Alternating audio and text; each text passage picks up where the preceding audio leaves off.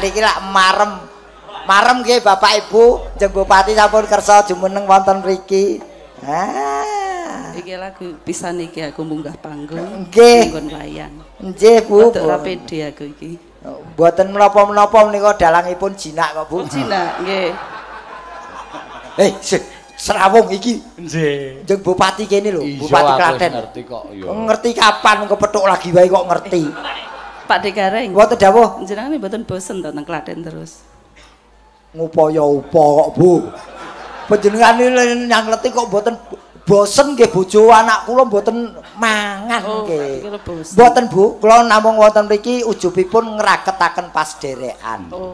Nggih. Mas Gareng menika mboten bosen wonten Klaten Bu, namung sampun bosen gersang. Wah, jane ora ngono karepmu. Ya jane ke ini Mas Gareng pun bosen urip ngono mesti. Lho, aku ora muni urip kok. Lah iki mau tembungmu ngono kuwi. Ora wae kok sampeyan ku sing wong ke padune arep mujek-mujekke aku remati kok. Salah krungu. Nggih, pancen. Mbak Eka barang iki. Pripun Mbak Eka kabare? Anu menika sinden lempoh, Bu. Ora srek banget. Nggih Bu, teng mriki niku kula remen sanget teng Klaten bola-bali mriki alhamdulillah nunut pada sandang badok Bu. Lambine elek. Ngapa to lek wong aku matur karo ibu kok? Lho ibu lho, makane bosone diatur kok sandang badok. Lah nek gone nyang iki sandang badok. Sandang pangan. Lho kon nggonakmu. Lho kosik. Kok padu dhewe to? Mboten Bu, ini perkara badokan. Lek Gareng nakal Bu. Lho, lah nek nakal apa arep mbok nikah? Pak Dekareng. Dawuh. Nek Mbak Eka iki gaduke Pak Narno. Pak Narno diajari ngapak-ngapake. Ora kok usik, gur bengi iki tok. Oh.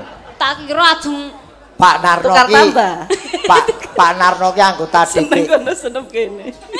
DPR RI wilayah Dapile iki ana ing tlatah Banyumas kono. Bumen bolo kule aja macem-macem lho saiki.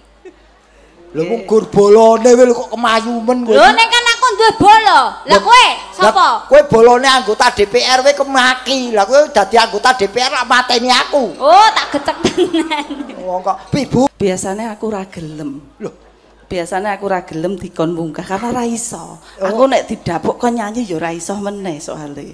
Lho, lah kamangka munggah panggungno hukumipun lak namung kalih to, Bu. Hukume piye? Menawi boten nyanyi nggih ninggali. Oh. Aku pilih ninggali. Aku pilih ninggali. Wah, Pak, yen Pak Tun Pak Narno wis apal niku ampun. Nek kula dereng apal ro ngerti kok dikandani riyen nggih. Nggih, pun mau kula ngertos. Kali Sugeng Dalu Ki Dalang. Nggih. Ki Seno. Kowe iki omong, caut-caut omong aja udat-udat wae. Kali Sugeng Dalu sedanten warga desa Karangdawa, umumipun Kecamatan Karangdawa.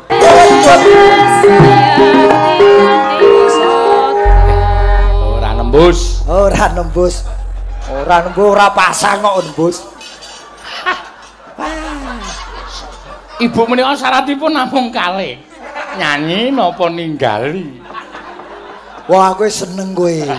Agar koncone pokoke bahagia nek agar koncone ora entuk cair seneng kowe. Ini ra ibu bupati wis paring karo Pak. Sapa ibu-ibu sing iki karepku ya ngono sing njaluk aku sing nampa ki Bu Ketua PKK. Ah, karepe sapa? Kowe iki senengane ngono kuwi ora. Sing penting siji, ora nembus. Wah, aku paling gedhing lho, wayangan dalange kowe iki gedhing aku. Angger kanca aku langsung begitu Bu Bupati bareng Pak Dalang. Monggo, mulai langsung tak turuk engko ndak selak kowe cerewet. Ben, aku ayo dalang hidup semati. Lah kowe nek diparingi Bu Bupati terus aku ora? Lah aku ngopo? Wong ning kene panggunge wong. Lah kok jalukan iki saweran ki jaib dagelan kowe lak wis entuk duit dhewe, bathimu kaya goe pira? Kosek iki tak urus iki kok kowe muni batiku kok yoga ki pira? Lha kowe badhimu ora? Yoga ki ora tau tak potong. Yoga ki nek tak nayokeh malah do balekke kok. Kosek to, kosek. Mergo yoga iki do ngerti do miskinke aku. Kowe tak kayul. Ana ya kudu kaya akeh kok balekke. Takonono ora percaya. Tak niyoken Pak mbok ampun ngenten iki. Engko niki paron-paron ngono. Biasa kuwi ngono kuwi. Ora mungkin to. Nggih, Mas Gareng. Si pripun? Nek Bapak Pak Tumiyono mau ya. Lah iki lagi arep tak aturi. Aduh.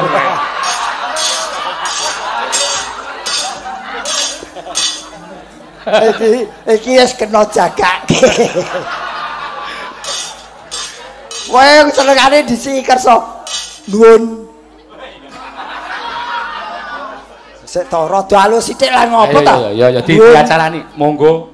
Dumak ngacarani. Oh tak kira nek kula nuwun ora. Karo wetenge dicekeli meng ketok gareng ngeli. Kaya ki ora ngeli minus. Nuwun. Wong arep ngemis ki yo angel ya. Ora nek kowe biasa kok. Kados adat saben. Kok biasa wae. Kados adat saben Bapak menawi Bapak Tumiyono mboten pinarak wonten panggung kok kirang komplit pagelaran menika. Ning nggih sedaya menika gumantung Bapak. Lho, aku neruske. Sampeyan sing nata cara aku sing neruske. Nggih, gumantung Bapak piye? Panggung menika menawi Bapak dereng jumeneng wonten mriki kirang komplit. Ning sedaya menika gumantung dhateng Bapak. Menapa kersa tindak mriki menapa mboten kula nggih mboten badhe meksa namung kemawon ingkang ngantu-antu mboten namung kula. Kawula ing Karang Dawa sampun ngentosi Bapak benjang menapa to saged jumeneng wonten papan mriki. Benjange jang kemawon Pak saene. Wah, iki ora dalang iki setan iki. Ah nesu kowe. Aku ngene wae ra mbok dukung dadi anggota DPR saya dukung aku. Oke, tak dukung wis. Siap. Iya. Wah, malah wis kondur, Mas. Oh, sik pinarak Bapak. Kirang komplit menika nenggo dawuh panjenengan selaku Bapak mboten ketinggal kesorot lampu. Monggo anu kanthi kamardikaning galih monggo katuran pinarak wonten mriki Bapak. Sik, disepoti ora? Sepoti gamelan to. Ah, monggo kowe njaluk bagian. Oh lho yo. Lah iki sing nyepoti kancaku kok. Aku. Ah saiki kowe nek ora gelem nganggo sepotan kancaku lho nyepoti cangkemmu dhewe tok wis. Aku yang sing nyepoti wong sakmene akeh aku etuke sithik. Kok jeneng. Argo sepoti karemu ora karemu. Weh, piyayi luhur kok ya. Kebugiro, Mas. Wah. Kebugiro. Lah jare kok nyepoti. Ya Wak sing wangun-wangune kaya ibu bubar mau lho srepek ngayu jan mau songo metaram mau penak. Ya. Produk. Oh. Kaya nyiapke ya. Iya. Wah. Aku pelatih lesunge ibu-ibu kene lho. Oh iya, kowe pancen bener kok ya. Lesung jemengtung. Wong swara kentongan asli karo kowe apik lambemu kok. Ayo mula sing bosok ya cangkeme sik kok. Tetuk. Ngalingal.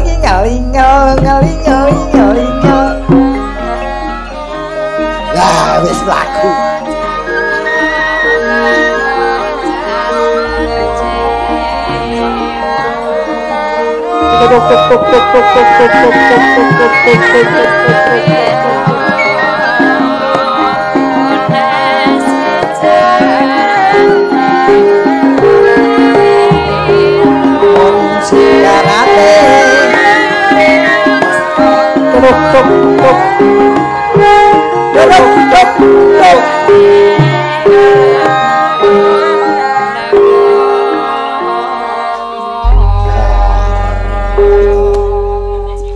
Dalu. Nggih, Bapak Sugeng Dalu. Nggih, sepindhah nyuwun pangapunten tanggal 9 mboten saged derek sowan Rama. Oh, kurang ajar. Lho. Iki aku njaluk ngapura kok dikurang. Wis didhawuhi kok ora iso mangkat ora nyepelekke to nek cara aku. Nang rada anu. Nggih, rada slencon iki. Pun saguh to Pak Rumien? Udah mau. Udah mau tapi kok enggak berangkat. Manusia macam apa kamu? Udah gitu saya salah nelpon lagi, salah minta nomor rekening, nggak tahu rekeningnya siapa dikasih. Oh, nggih. Ngono rekening iki siji wae, rekening listrik tok gake. Ayo ora masuk. Jane kowe iki kacang kok nganggo petis.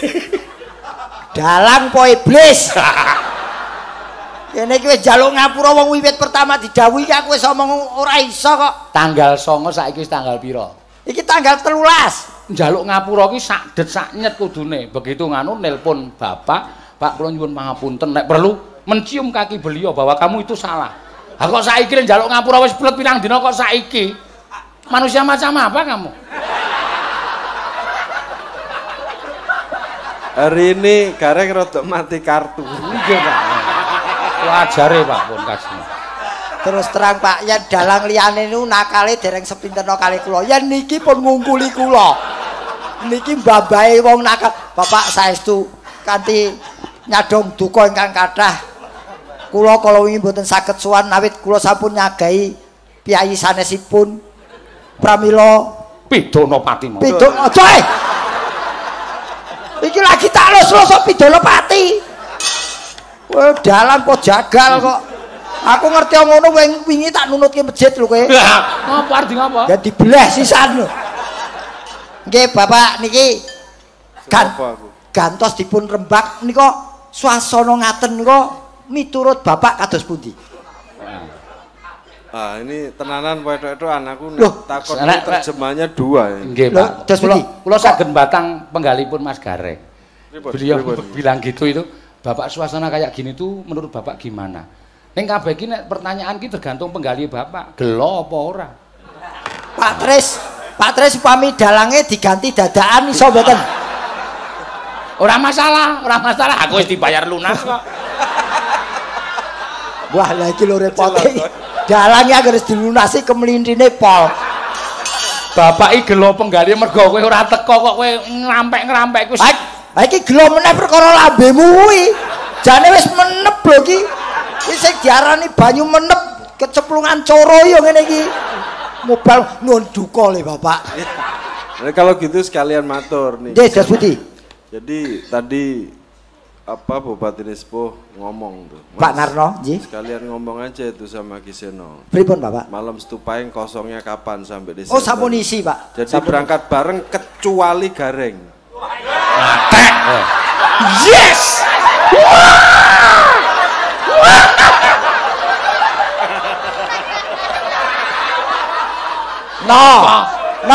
Apa? Rukun aku no. Aku pancen ora kon budal, mergone aku wis domisili ning kono. Aku wis ning kono, mosok ning kono kon budal, ya ora iso to no. Ora. Aku arep usul karo bapak sesuk kowe kon macak Gareng ning kon laden wedang wis. Padane aku komandan catering kok piye. Saiki kudu klarifikasi. Niki kok kecuali Gareng niku pripun genah-genahe niku kudu cecol niki. Tadi kan Ki Dalang udah adu ngendikan. Nggih. Ketoke apa namanya kalau Gareng udah sanggup terus mbalekke itu urusannya dadi dawa. Nggih. Iya Ki. Betul, Pak. Panjang itu masalahnya panjang. Itu masalah nggak sepele itu. Nggak terus putus gitu aja. Profesionalismenya di mana? Nah, iya, sebagai seorang seniman sudah sanggup kok nggak berangkat. Maksudnya apa Maksudnya apa? Manusia macam apa kamu? Iki usah boleh Bapak. Aku suwe-suwe sondagel tadi. Niki sing diarani nila setitik rusak susu sebegelagai iki. Ora apa, ora sak belanggawe aku seneng kok. No. Piye? Aku jak to no. Aku ora duwe hak kuwi. Wis engko tak kangger aku katut wayangan. Ku tak kenalke maratuaku. Nggo ngopo maratuamu? Nggo kerokan sik enak. Mah, aku pokoke wis sukses. Sukses kancane ora katut tok sukses. Kok tanggalan sing malam Setu apa? Malam Setu apa? Malam saiki. Malam Setu. Jadi nanti pas Kiseno bisa cari kalender yang Gareng nggak bisa. Oke, Pak, siap. Kan seru itu. Iya. Pak, niki kula setahun kula blong kabeh, Pak. Kula kosong kabeh, Pak. Pak Tum. Dalam. Pak Tum. Dalam. Walah Pak Tum. Aku ora katut. Ya sakarepmu. Wah, kowe seneng kowe. Iki aku yen bali ora nggawa dhuwit. Aku njuk ora diparingi. Piye? Santai, Pak. Bapak itu penggali legowo. Loh, bapak penggali legowo, kowe iki penggali ledek. Loh, aku muni ngene iki mergo aku ngelingke karo sampeyan lho, Mas Gareng. Bapak apa? Sesuatu itu kalau sudah disagui ya aja diblenjani. Kowe matur Pak Tumiyono, saguh apa ora? Nalika semanten sampun saguh menapa dereng, Pak? Sudah. Sudah jelas. Oh, rekeningnya salah sampean. Rekening listrik dikasihkan. Tak pikir ya padha wae iki. Wong iki jalarane kuwi no. Ngapa? Lagi iki lho, dagelan dagelan. No. Wis ora apa-apa santai. Iki panjenengane iki pancen rencanane iki pancen mone iki mung celimen-celimen. Kowe neranyak meneh. Lho kok 2 sekali kesalahan. Perlu tak sebutke? Kowe nyeluk aku muni apa? No. Iki Pak sapa? Pak Tumiyono. Mudyar ora kowe.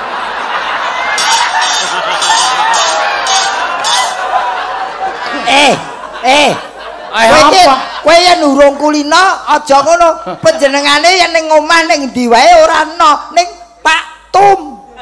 Lho, tapi jenenge Pak Tum. ora ana wong nyebut jeneng kok ngarepe iki ora ana arang-arang. Misale yang ngundang aku kowe akrab karo. Ya wis ngene saiki tak ralat. Ora ana aku ngundang kowe. Ga, ngono ra ya ora to. Ya wis saiki kowe ora ngono. Emoh. Sena Nugroho lak burine ho. Wis kebacutno kok wis gawe gerah penggali Pak Tumiyono meneh. 2 kali kesalahan. Pun pokoknya 2 setu paing mboten sah diundang, Pak. Ya, pokoknya tadi cari aja yang kalendernya Kiseno bisa. Kalau mboten ditimbali, mboten ditimbali mboten napa-napa ning anak bojo kula mangopeni nggih, Pak nggih. Ya enggak apa-apa sih yang udah lulus dari dokter boleh, kalau yang masih dibiayai enggak juga. Loh, nika kula gadang-gadang anak kula sing dadi dokter kula ken mriksa niku kok, Pak. Aku cara apa? Lah kae wis ahli jiwa mriksa kowe lak pas. Kae spesialis jiwa lho anakku kae. Ya ora. Jiwa seraya kok. Oke, Bapak. Bapak badhe paring pangandikan menapa, Pak? Saya mau ngomong apa tadi? Bu Bupati udah cerita banyak. Sedaya. Satu hal. Menapa, Pak? Coba Kiseno sama Gareng lihat suasana malam ini. Ini sesuatu yang luar biasa. Penuh kekeluargaan. Iya, sesuatu yang luar biasa. Tepuk tangan buat warga Galin. Jadi yang namanya bersih desa, yang namanya rasulan, waktu saya kecil itu bagaimana orang melakukan sebuah prosesi, terus bagaimana kita beramal yang baik, bagaimana kita bersyukur dari hasil panen, mensyukuri wujudlah yang namanya bersih desa. Nah kalau tadi saya dengar sama Mas Tri, sama Pak Lurah, Pak Camat itu sebelum bersih desa itu mestinya santunan yatim. Tadi udah saya dengar santunan. Sabun, Ji. Nah, jadi lihat coba sampai ujung bawah Depok gitu. Banyak orang di sana sampai. Jadi niku sing diarani gedang tukul wong niku niku, Pak. Iya, Reng ya. Soge kae sing duwe. Nggih, niki sing sengsara gur wit siji tok niki. Ora sembrono, Pak. Lagi paring pangandikan kok disaut-saut ora. Lho, ngurmati sithik ngono. Salah maneh, Reng. Aku ku sik lumayan. Jenengane lagi paring pangandikan kok kowe ngecul ana nggone. Nggone engko ngecul sik. Iki wigati sike. Jang kok awoh wong ki. Isih lumayan aku, Sik nyaut-nyaut ya Guneman, ana piyai ngendika kok kowe udah tudut wae. Lho, aku ngelek. Aku udut ning ngrungokke. Panjenengane paring pangandikan tak rungokke apa yang perlu saya camkan dalam hati saya. Beliau ngendika kok kowe kok Pak Tumiyono ngendika akeh-akeh kok mung dunekke gedang awoh wong, Pak. Ku nyepelekke banget kowe. Ora. Aku kok muni napa salahke. Lah wong sing dirembuk ya perkara wit gedang kok. Wong Bapak nadyan wonten bedet 1000 nembe ngoceh panjenengan teras kemawon ngendika. Ya enggak apa-apa, emang itu tugasnya Kiseno. Lah, pancen leres. Moni, dalan iki kudu omong ora udah tudut wae. Wis rokoke jatah.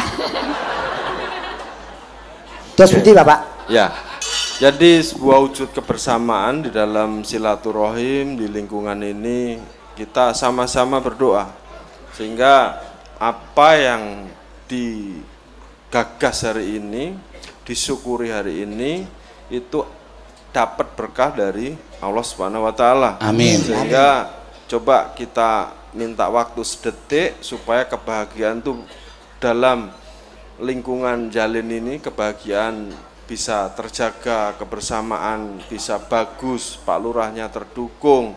Tadi mau lomba PKK jadi juara, kita bacakan suratul Fatihah supaya suasana adem, nggak ada yang pilihan lurah sana, rombongan sini nggak cocok sama sini, habis selesai gitu ya. Inna hadil Mustafa, kebaikan untuk Desa Jalin dan seputarannya. Al-Fatihah.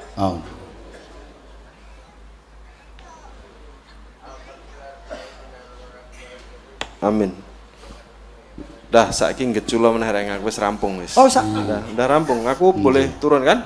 Nggih. Loh, nggih kenging ning wong. Memang enggak ada tugas apa-apa. Mboten Pak menawi tiyang niku miturut pilih sepuh Bapak. Menawi ngowahi adat menika kok kados wonten ingkang godhang. Nuwun sewu lho menika Bapak. Ya lewat gitu ya. Boleh turun kan? Bapak, menika sampun pinanggih tanggalipun 27 Desember. 27 Desember reng kosong Pak. Kosong, bagus. Oh, sekedap. Ojo mbalekke meneh engko panjang urusane. Delok kalender tenan nggih. Semelang jek.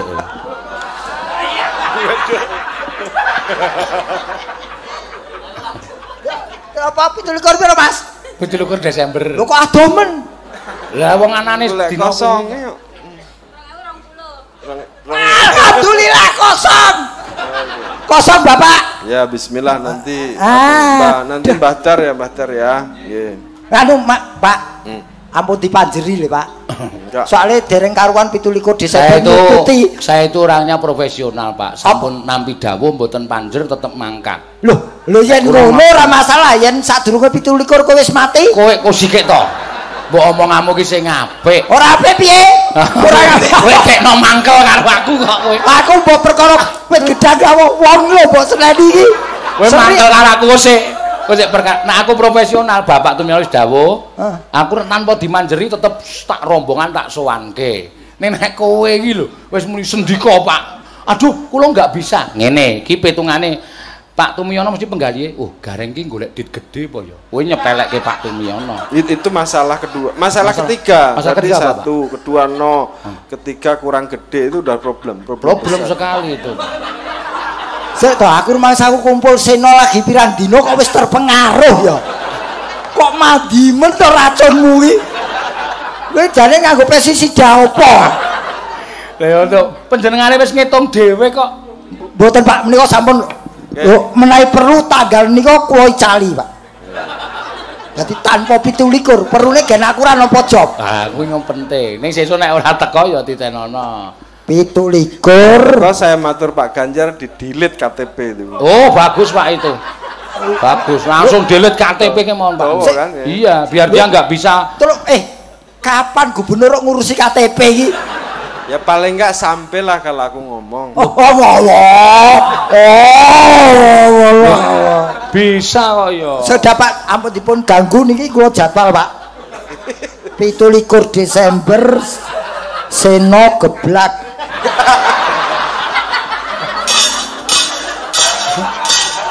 Iya wis ben. Mboten apa-apa Pak Kajeng itu. Sakarep-karepe wis ben. Nggih. Wis tak jadwal. Rezeki nomplok kok. Nggih menawa sampun kula isi terus salajengipun badhe menapa? Turun. Selesai kan? Don. Fatihah sudah. Nggih. Ngomong udah, berarti selesai itu. Selesai, Pak. Salaman toh? Salaman. Oh enggak. Ngaten nggih, Bapak. Menika. Nuwun sewu lho menika. Satu saya akeh-akeh. 100 menawi dolar nggih cocok. Sambung juga ya. Ya udah, yuk. Oh, wah boten niku kok, Pak. Wah, mboten niku. Mboten sah dipilih, biak-biuk mawon. Mula wong iki aja sok nyetani. Wis, bagi. Apa? Dalange DM juga. Oh, DM Pak. Iya. Halo, matamu ora. Lebih dalu niki lho, dalan kok serak dadakan lagi iki. Kok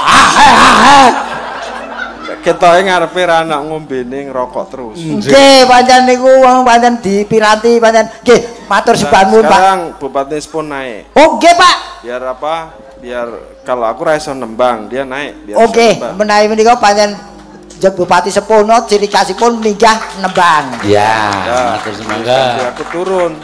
Nggih, matur sembah nun. Bapak. Yo Eka berdiri aja lungguh aja. Nggih, Mbak Eka. Kowe iki dibayar ki kok nyambut gawe ora nonton wayang. Nah, nonton lha aku kan ngenteni setoramu Le. Setoramu kowe iki becak apa setoran iki? Wah, sik kok ilang. Piye kok sajake man. Lah kowe iki nyinden yen bengi nawan copet tok. Entar to Le. 1000. Kah, aja bocok. Mah, Pak, matur nuwun. Waduh. Kak, aja dijiret. Ayo wis. Wangun nek dagelan sambene dodol obat ki wangun. Anggere ana piyai teko, "Wah, kan, mangga, kan." Nika pincang dadi jejeg lanten.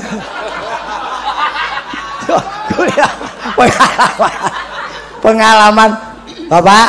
Nggih Mas Gareng. Kalau mau Pak Tumyono sampun. Oh nggih. Kantun panjenengan. Gampang. Kalau niku wau ora rasan-rasan karo kakang kula. Terus ya ku kosonge Kiseno kapan kan ngoten. Alhamdulillah pun entuk tanggale. 17 Desember. Kira-kira arep batal. Nggih saged niku mboten. Nggih. Nggih saged tanggal niku ta? Kula saged. Alhamdulillah muga terang. Amin. Mas Gareng itu kok Semarang nggo dukun udan gen ra udan. Oh, oke. Kula dukun, mboten kula dukunke Pak, kula tandangi dhewe. Oh, tandangi dhewe. Perkara tolak udan pun kulino kula. Alhamdulillah. Nggih. Mengke tolak udane gampil kok Pak. Niku sirahe Gareng diuncalke teng payan niku mengke terang. Saestu. Wah, kasar. Tenan le lho, demi keamanan lho, demi kelancaran. Lancar sirahku tugel piye? Eleke ta. Nggih, nderek donga mawon mugia warga Masring Jalin mriki Kang Dawa pinaringan bagas waras tinebeke ing bencana menapa keman kang badhe dateng. Rezekine akeh. Amin. Mas Tristianto ugi rezekine akeh. Sehat walafiat keluargane. Amin. Pak Lurah, Bu Lurah, Pak Perangkat Desa, Pak RT, Pak RW ugi pinaringan bagas waras sehat walafiat. Selamat kagem mimpin Karangdawa mriki. Amin. Rakyate dadi sekuyung Pak Lurah gen semangat nggih ta? Bangune sing apik sing becik. Mumpung Bu Bupati tindak rene njaluk sisan gen nyah-nyoh ya Pak Lurah. Nggih. Jenenge Mbak Ika dikajari Mbak Ika. Kowe ngajari Pak. Minggir. Ya kula Banyumas dereng iso Banyumas. Minggir. Iki jane iki sinden tukang parkir minggir-minggir ke wong. Monggo Pak. Nggih, nyuwun bawa leling lan Pak Seno. Oh nggih, monggo Pak. Nggih. Aku mudun. Wis. Engko sik kok medun ya ta. Kakangku kok sik, kan cucuk sing nang kene. Nggih. Niki mulai komplit no trio janipun Pak Sigit mriki sisan ngoten lho. Raden Arya Warku Dara. Wah, jan. Suwantene Pak Narno iki Gareng nakal Pak, le Gareng nakal mengke ampun dikeki Pak niku le Gareng nakal mosok kuping kula di. Hah, ngoten niku mah kula. Suarane Pak Narno iki ket biyen isih pancet. Gandem marang. Ya nek ya rasa ndak tambah-gambangan ning kupingku. Lah sing salah iki kupinge apa cangkeme? Wong aku ngerti bengok kupingmu rame kok kuping silian. Nyata lamun satria jadi pati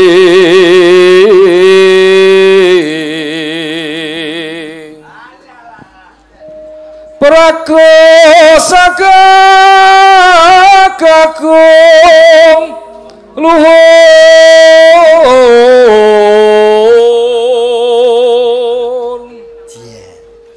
yen ngegodhek simbar cacah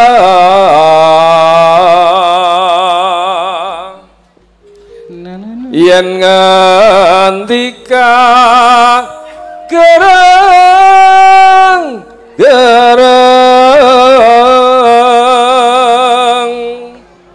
pindah guntur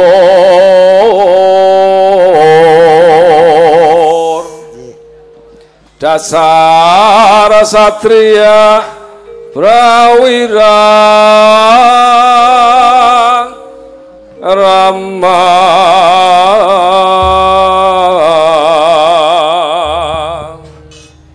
eling kula eling gunungane Senapati monggo Mbak Ika nggih nggih matur nuwun mugi isina dipinaringan sehat bagas waras amin.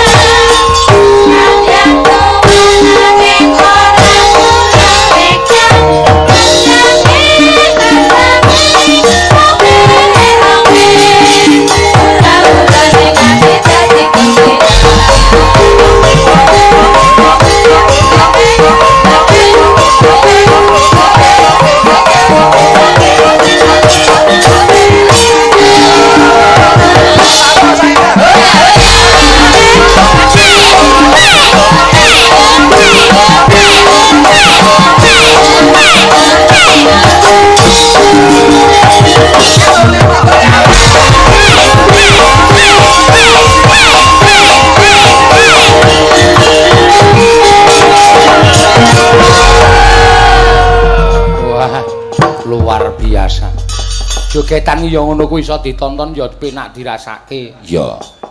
Nggon endi? Kuwi mau Mbak Eka mau. Iki tari apa?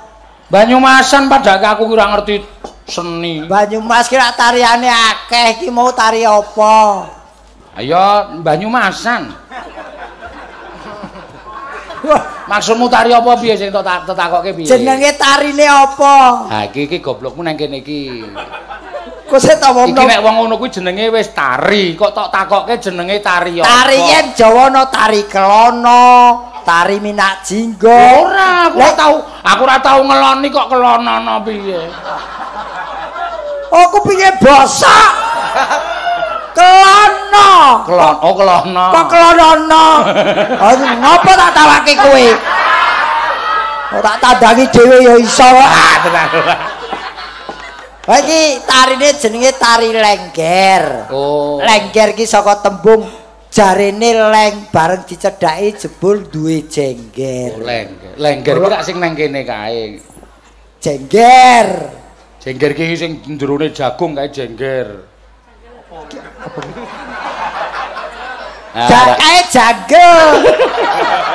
Aduh. Tibone iki sing mburi R kok nggih. Kuwi ora plesetan wis keplengkang kok kuwi. Neng, luar biasa. Luar biasa. Semua orang pasti punya skill dewi-dewi. Oh nggih, leres. Skill ngerti skill? Ngerti. Skill iki kepiawean. Kabisan. Yo kepinteran. Ya padha wae wong kuwi kepinteran karo kepiawean ki padha wae. Ya ora lumrahe yo kepinteran kepiawean ki apa? Kaya pawe kepiawean. Wong senengane kok. Iki muridku kok. Eka iki muridku. Nggih. Engko kuwi nek sesuk 17 Agustus kuwi dienggo pentas jos mesti. Kaya nggon aku. Kene iki meso. Eka dienggo pentas. Maksude kene kowe rak wis ra PNS to, Mas? Piye. Ki nggon aku ki lurahku ampuh iki. Yoja kono.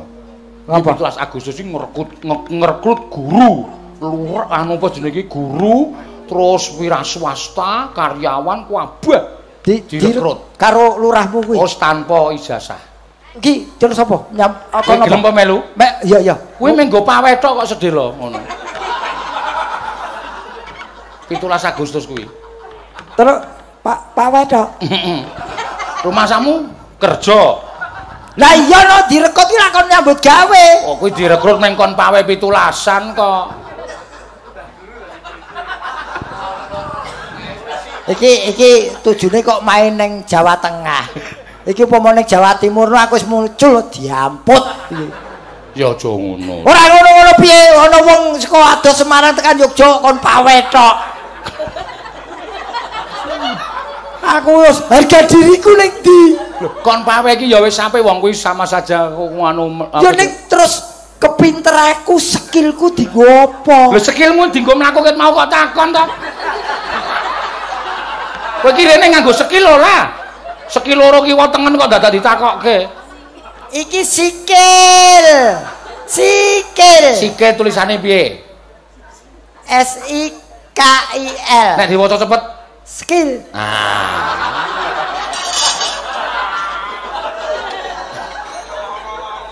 Lep.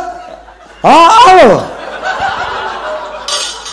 Oke kok. Labene iki wong kancane wong wis trimo yen mung pawewe nggon aku ya pawe. Kowe gelem apa? Melu lomba 17-an ning nggonku. Hadiahe sepeda motor 1. Wah kok ampuh men. Oh, mayar wae. Nyokot setin isi sendok. Gelem apa? Nyokot apa? Nyokot setin isi sendok. Nyokot setin piye maksude kuwi? Nyokot neker isi sendok. Wah, neker cetha aku. Ayo, nyokot neker isi sendok. Gampang kuwi mung dicokot terus tumpangke nekere kok. Ora iso kuwi aku nyokot sendok. Wong ki nyokot neker isi sendok. Iso kowe? Hadiahe kendaraan roda loro lho. Nyokot apa? Nyokot neker isi sendok. Angel kuwi ya. Angel kuwi kudune sendoke. Kuwi nek ora cangkemmu ora iso lho kuwi. Lah ya tak kandhani carane. Wis nyangkep wong. Oh, Wong alon kandhani yo. Ya sing penting ki ora perkara hadiah, sing penting meramaikan kemerdekaan RI. Betul ya. Itu salah satu contoh menghargai jasa para pahlawan kita. Ngono. Nggih, Mas Gareng. Nun, Menika wonten kathah sanget nawala. Iya. nggih. Nyuwun bajing luncat dipun bawani pangkur Semarangan Mas Gareng kali Mbak Eka. Tari jaiponganipun saking ranting PDIP Karangdawa kagem masyarakat Karangdawa sugeng mirsani ringgit wacucal Mas Sumpomo. Ya. Nggih. Kalian menika Dokter Tatar RS Muwardi ngersakaken Kutut Manggung laras pelok dawahipun kuda nyungklang Mbak Ayu. ingin nyekar Mbak Ayu kanthi atur wilujeng merti dusun lan derek bingah dados pangarsanipun aku nggih. Oke, iki sing ngersake Pak Tumiyono bajing uncate kudu Mbak Ayu. Oh, rujak jeruk ugi pangli saking nggih Pak Joko Parwono. Ya. Nyuwun pejahipun Gareng dalu menika ugi. Ndak gone. Nyuwun pejahipun Gareng sinarengan pejahipun Sena Nugroho. Yo, mati bareng yo. Ora iki tulisan Sena Nugrohone dicorek iki. Berarti aku ora melu to. Iki dicoreki bukti iki. Iki kanggo kode dadi sadurunge aku mati kowe wis dikubur. Ngono. Oh, ndelok. Wah, iki kok ana tandha kotak loro iki berarti sing dikubur loro iki. Berarti kowe karo aku jejer. Dudu, iki sing kotak siji iki petine, sing siji kotak amal. Ngono. Wah, iki apa wis ana gambare ambulan iki apa wisan? Endi iki? Oh, wis menggok, wis rasa.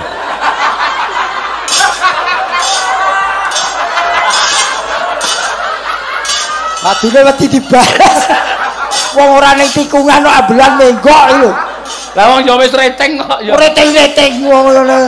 Ya. Sing iki? Mbak Ayu iki. Ayo. Katarunan bajing loncat. Yuk. Iya. Yuk. Kula Pak De. Nek Mbak Ayu ki ra iso jogen ku sing jogen Mbak Eka. Ya Eka tetep Eka, bengi iki Eka sing penarine. Wah. Ayu iki jan bocah sinden ciri khase kacamata ki yo ayu. Ha iya. Kowe liyane kacamata wagune ayu ra kacamata dudu ayu. Sesuk dikeki ireng ya kacamatane. Lho, ayo ora ketok. Lho, malah kaya tukang las kok. Ngomong kacamatanan ngene iki tetep kalah gleleng karo jaran kok. Kok iso kalah gleleng? Lho, jaran ki kacamatanan nganggo kolor ra katokan. Kowe wani po nganggo kacamata ra katokan? Wani. Tenan? Oh, hadiahe sepeda motor iki. Wani. Nganggo tas kresek to. Malah iso krubyuk.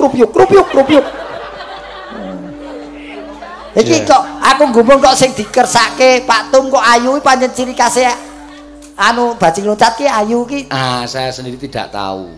Aku dhewe ora ngerti piye kersane Pak Ya, Tumiyono. sebaiknya Kowe rasa sok nggagapi penggali Pak Tumiyono. Kuwi rancang kowe nek nggagapi. Saya minta Anda itu bertanya sama Pak Tumiyono. Kersane Pak Tumiyono iki kepiye awak dhewe ora perlu. Ya tapi kan Anda sebagai pimpinan alah D-nya toh. Kok apa? Alah D-nya? Alah D-nya iya apa? Alah D-ne iki lho. Alah D-ne bahasa Indonesiane kan alah D-nya. Wis awake dhewe ora ngerti penggalihe kepiye. Kowe sampean ora usah. Sampean iki sing ndek luput karo Pak Tumiyono ora usah lancang. Luput ta wong entuke ya padha lho. Lho, rumangsamu diparingi kaya ngene iki panjenengane maringi pangapura. Iki ora ukuran pangapura kaya ngene iki. Justru yen urung maringi pangapura aku sesuk ngadep dhewe. Ora ana kowe luweh akeh entuke. Arep apa wong kowe iki? Wong kowe malah nyetani wong jane. Iki kanggone Pak Tumiyono. Ndonamu kaya ngopo? Kaya ngopo? Delok kaya ngopo nggonamu? Jangan entuk mboten. Kowe karo aku padha entuk wingi. Itu apa? Aku arep ngapusi aku, wong aku tukang ngapus-hapus. Aku ora cekelen wis to ning kono. Aku mung ning kene. Delok kaya ngopo bentuke. Ayo. Rumangsamu. Lah iki sing asli wekku. Ora iso. Wong sinten ki butak gunamu gondrong. Ora iso. Ora iso lho iki. Kualik. Kualik piye? Lah ora tau nyekel dolar kowe. Ora tau nyekel dolar. Iki mau mulane aku ngene iki sing gambare muni Muhammad.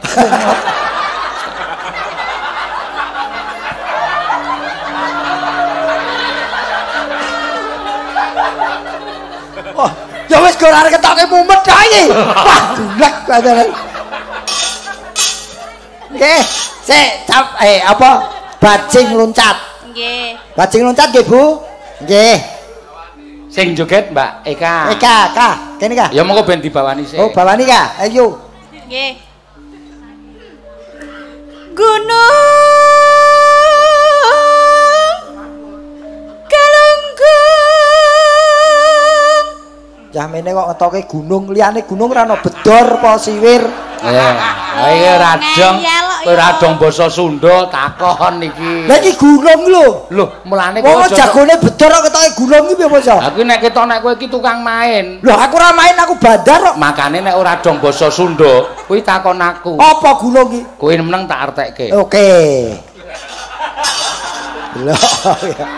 Aku ager ngawur tak balakso. Ayo, saka ngarepno. Nggih. Gunung Padha karo basa Jawa, gunung. Padha. Galunggung. Galunggung ki gununge ning Jawa Barat.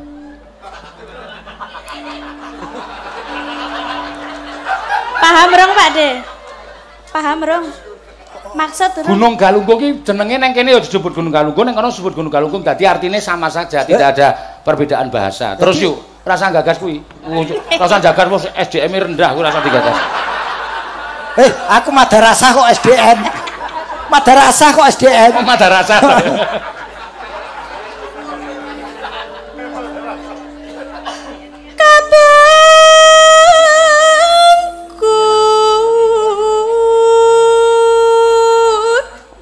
Kapungkur, Gunung Galunggung neng burine Kapungkur. Burine apa? Burine. Ayo wis meneng sik, engko ben diteruske artine aja. Neng burine. Burine gunung. Heeh. Geger.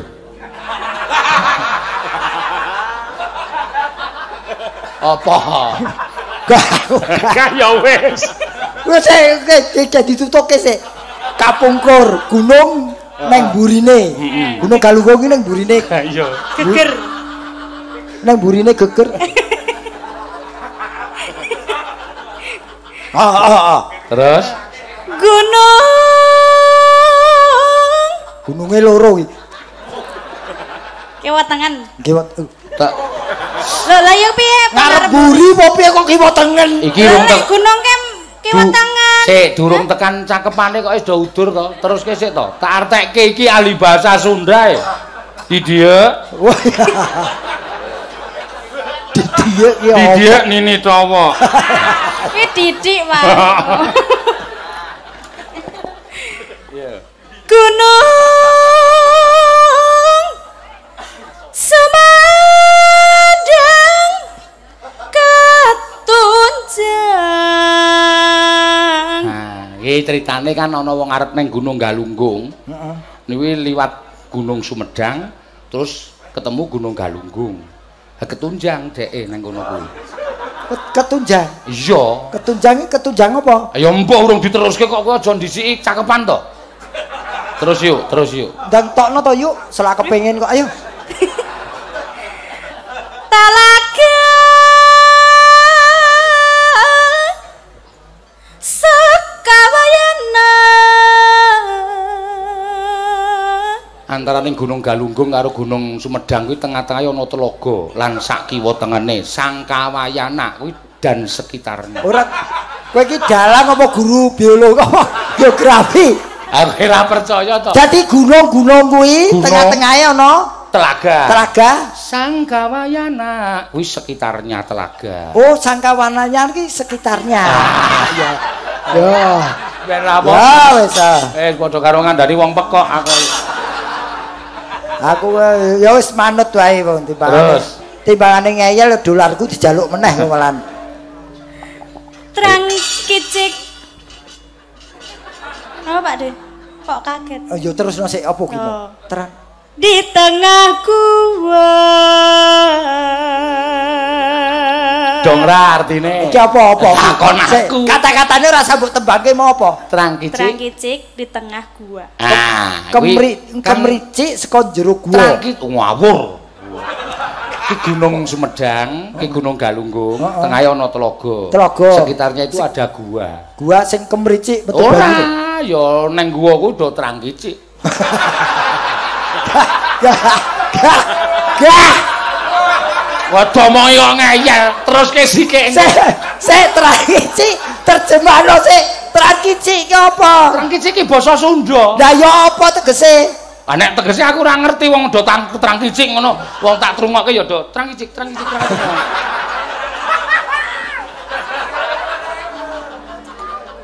Tok iki jajal metu, mbok menawa bar terang kicik iki ngopo ngono. Tunung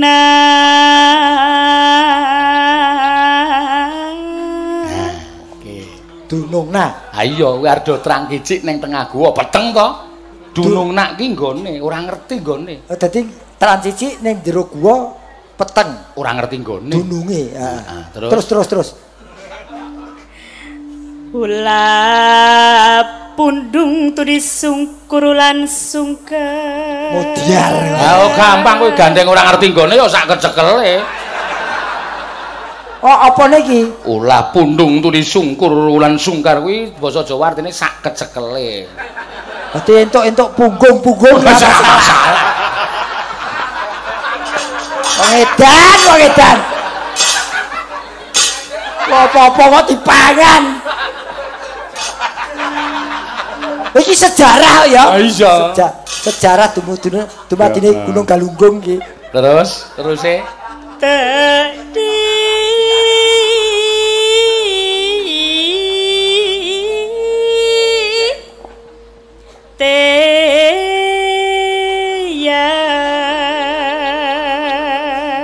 Ya Mbak sithik ning terjemahane angel. Teki teyan. Tekdi. Tekdi. Tak di. Ayo kira yo le goleki rak. Tekdi. Endi. Saka basa Jawa endi dadi basa Sunda dadi tekdi. Lah teyan. Nah iki teyan. Ketemu.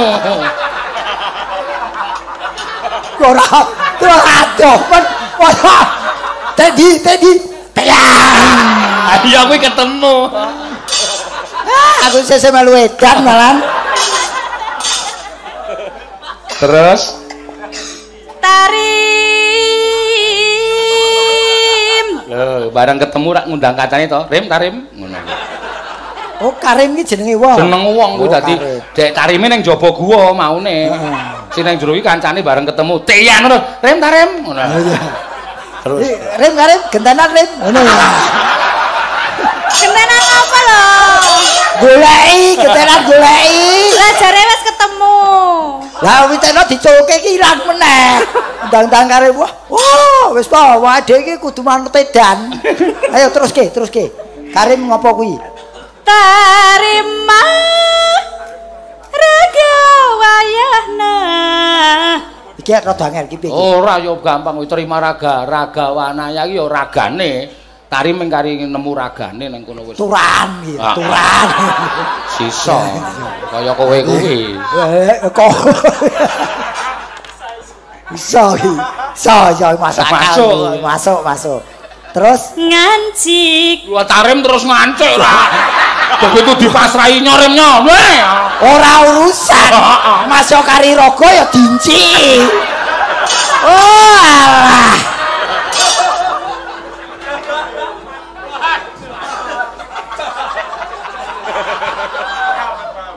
Aku iki goleki kamus buka 10 buku ora ketemu lho.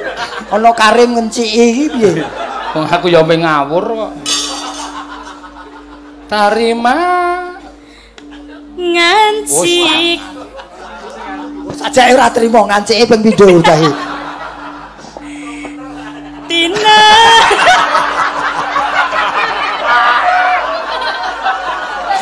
Trembel. Oh iya toh bener toh jero gua peteng kok. Ngancik pisan ra bener baleni.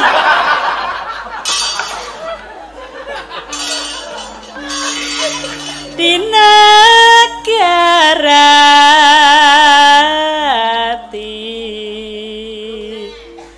na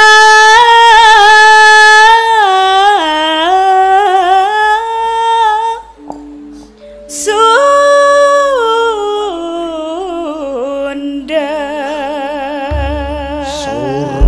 Ya, mangga Mbak Eka. Dah. Kayo Kak, mbok gawe Kak. Wis tak terjemahke iki mau. Aja hati-hati engko yen dinciki Karim ya.